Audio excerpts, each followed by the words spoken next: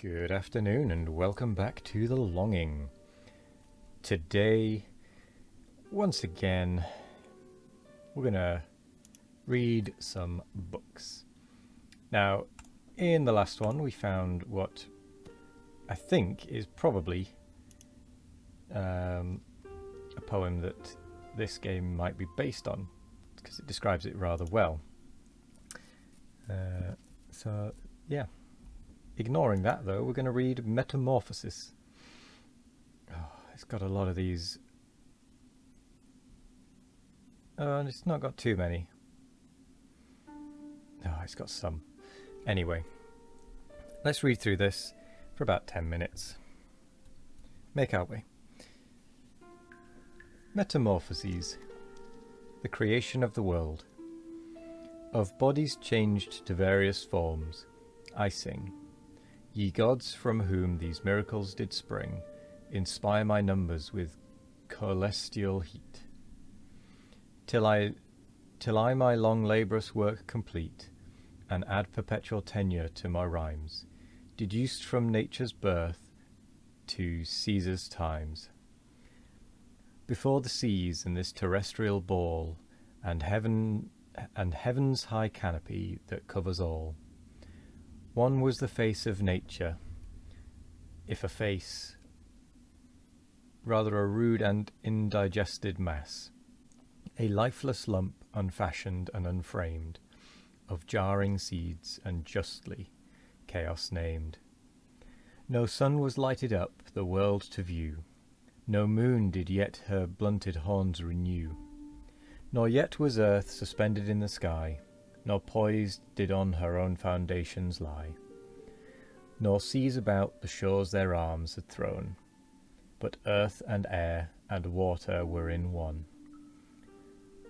Thus air was void of light, and earth unstable, and water's dark abyss unnavigable, I think is what it's meant to be.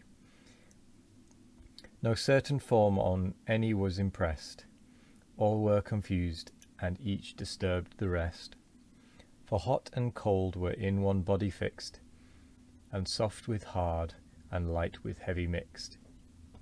But God or nature, while they thus contend, to these intestine discords put an end. Then earth from air, and seas from earth were driven, and grosser air sunk from ethereal heaven.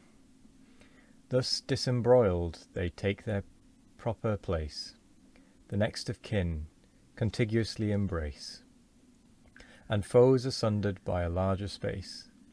The force of fire ascended first on high, and took its dwelling in the vaulted sky. Then air succeeds in lightness next to fire, whose atoms from unactive earth retire. Earth sinks beneath and draws a numerous throng of ponderous thick, unwieldy seeds along. About her coasts unruly waters roar, and rising on a ridge insult the shore. Thus when the god, whatever god was he, had formed the whole and made the parts agree, that no unequal portions might be found, he moulded earth into a spacious round. Then with a breath he gave the winds to blow, and bade the congregated waters flow. I think that should be. He adds the running springs and standing lakes, and bounding banks for winding rivers makes. Some part in earth are swallowed up, the most in ample oceans disemboged are lost. He shades the woods, the valleys he restrains, with rocky mountains, and extends the plains. And as 5 zones the ethereal regions bind, 5 correspondent are to earth assigned. The sun with rays directly darting down, fires all beneath, and fries the middle zone. The 2 beneath the distant poles complain of endless winter and perpetual rain. Betwixt extremes 2 happier climates hold, the temper that partakes of hot and cold, the fields of liquid air enclosing all, surround the compass of this earthly ball. The lighter parts lie next the fires above. The grosser near the watery surface move. Thick clouds are spread, and storms engender there, and thunder's voice which wretched mortals fear, and winds that on their wings cold winter bear. Nor were those blustering brethren left at large, on seas and shores their fury to discharge. Bound as they are and circumscribed in place, they rend the world resistless where they pass, and mighty marks of mischief leave behind, such is the rage of their tempestuous kind. First Eurus to the rising morn is sent, the regions of the balmy continent, and eastern realms where early Persians run, to greet the blessed appearance of the sun. Westward the wanton zephyr wings his flight, pleased with the remnants of departing light. Fierce Boreas with his offspring issues forth, to invade the frozen wagon of the north, while frowning Auster seeks the southern sphere, and rots with an endless rain the unwholesome year. High o'er the clouds and empty realms of wind, the god a clearer space for heaven designed, where fields of light and liquid ether flow, purged from the ponderous dregs of earth below. Scarce had the power distinguished these, when straight the stars, no longer overlaid with weight, exert their heads from underneath the mass, and upward shoot and kindle as they pass, and with diffusive light adorn their heavenly place. Then every void of nature to supply, with forms of gods he fills the vacant sky.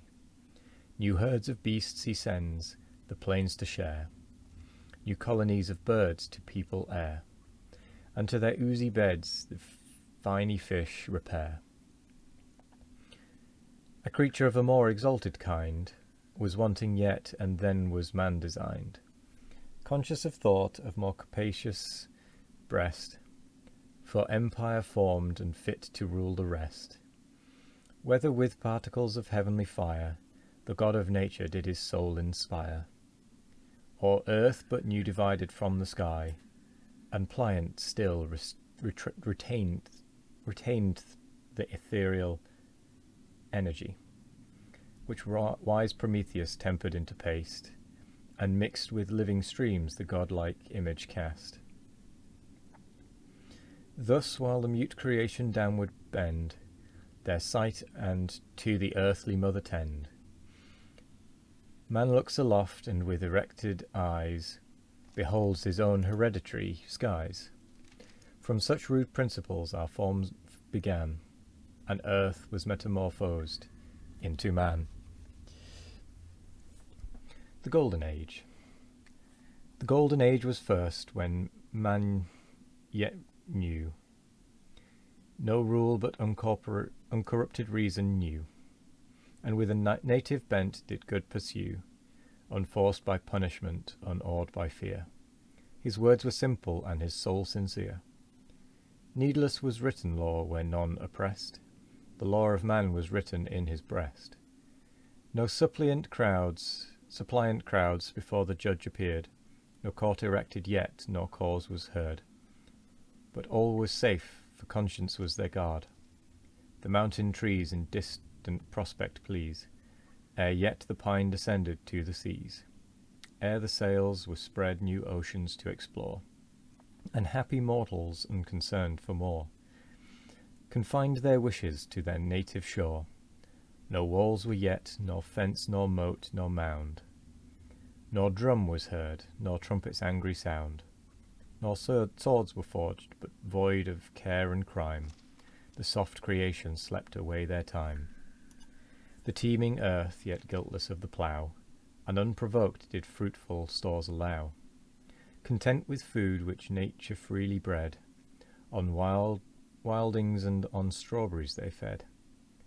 Cornels and brambleberries gave the rest, and falling acorns furnished out a feast. The flowers and sown in fields and meadows reigned, and western winds immortal spring maintained, In following years the bearded coin ensued, from earth unasked, nor was that earth renewed.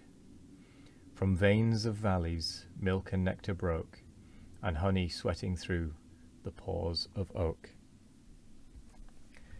And with that, that's 10 minutes, so we'll leave it there for now, but we'll go with the Silver Age tomorrow. So thank you very much for joining me. I hope you have a wonderful morning, evening, afternoon, or night, no matter what time of day it is. I hope you have a wonderful one of it. And as always, we'll be back tomorrow with more of The Longing. Goodbye.